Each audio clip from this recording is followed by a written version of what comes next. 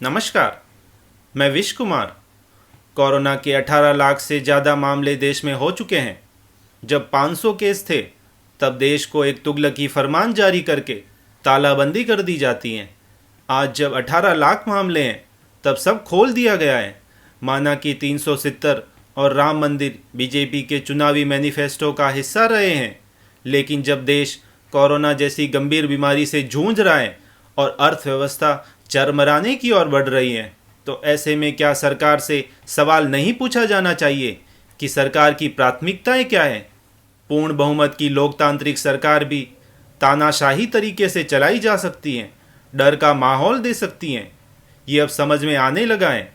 इससे बेहतर क्या वो नहीं था जब किसी भी दल को स्पष्ट बहुमत नहीं था और सभी दलों की सहमति से सरकारें चला करती थी।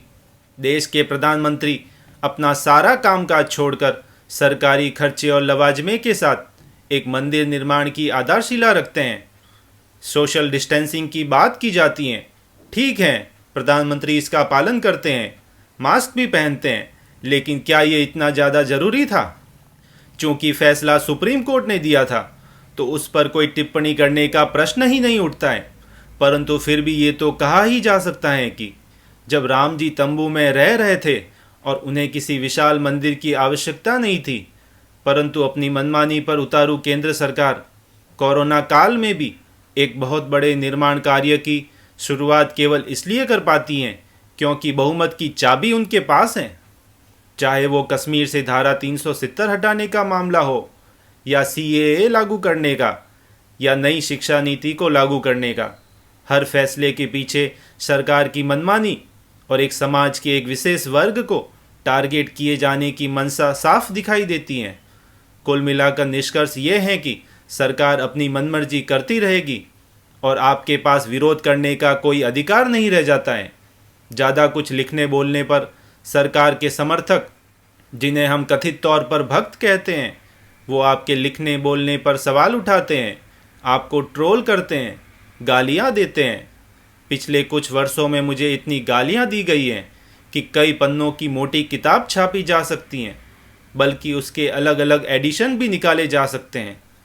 देश का ध्यान कोरोना से और बिगड़ती हुई अर्थव्यवस्था से हटाने के लिए कोरोना काल में इस पूजन का आयोजन किया गया। देश की जनता भी सब कुछ भूलकर जश्न में डूबी है, मानो उस पर कोई काला जादू कर दिया गया हो। जनता तो जनता, अब तो विपक्ष भी राम राम बजने लगा है।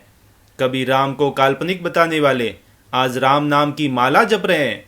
ये समझना बड़ा मुश्किल है कि ये राम नाम की महिमा है या प्रधानमंत्री के मैनेजमेंट का कोई प्लान है।